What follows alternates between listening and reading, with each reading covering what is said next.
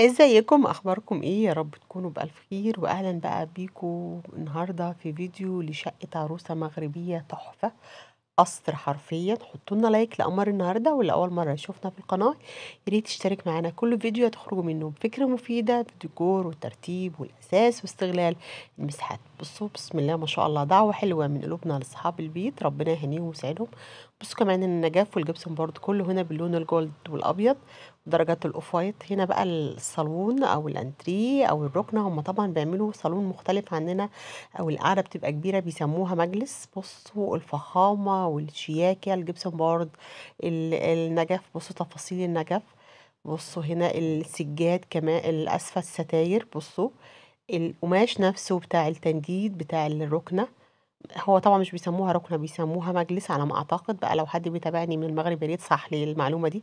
انا مبهورة جدا رغم اني مش بحب شغل الستيل قوي، لكن الشقة ذوقها راقي جدا، مبهجة قوي، شغل حلو جدا. بصوا بقى الأوضة، أوضة الأطفال. يعني أنا داخلة حاسة إن هي أوضة ماستر، من جمال المفرش، جمال الستاير، جمال ألوان الإضاءة في الجبسون بورد. رغم مش بحب الألوان في الجبسون بورد، بس الألوان تحفة. شابوه اللي عامل الشقة بتاعي النهاردة. هحط لكم لينك صفحة الفيسبوك اللي عاوزها. دي الأوضة الماستر بقى. إيه الفخامة دي! أوضة فندقية بجد، أوضة شقة حلوة جدا جدا. بصوا تفاصيل الملاية، نفس الحروف المكتوبة عليها، نفس المكتوب على الكومود ورا في ظهر السرير. حاجة راقية جدا. بصوا تفاصيل السقف، تفاصيل الدولاب مش كبير، تفاصيل الإضاءة. شابوه بجد للشقة دي، وذوق العروسة الراقي والمصمم أو مهندس الديكور.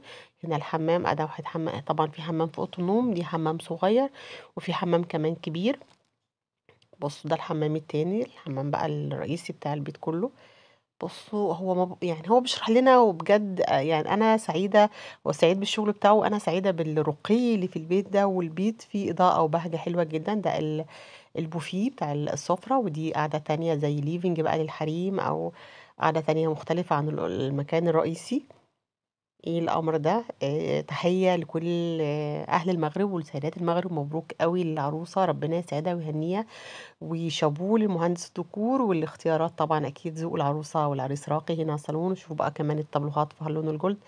لو عجبكم فيديو النهارده، طبعا ده المطبخ. بصوا مطبخ وجماله مختلف تماما. ما تنسوش دعمكم للقناه بلايك وكومنت وسبسكرايب، واسيبكم بقى مستمتعين بتفاصيل المطبخ الراقي قوي ده. اول مره اعرض المطبخ بالتفاصيل الحلوه قوي دي. بصوا الجمال.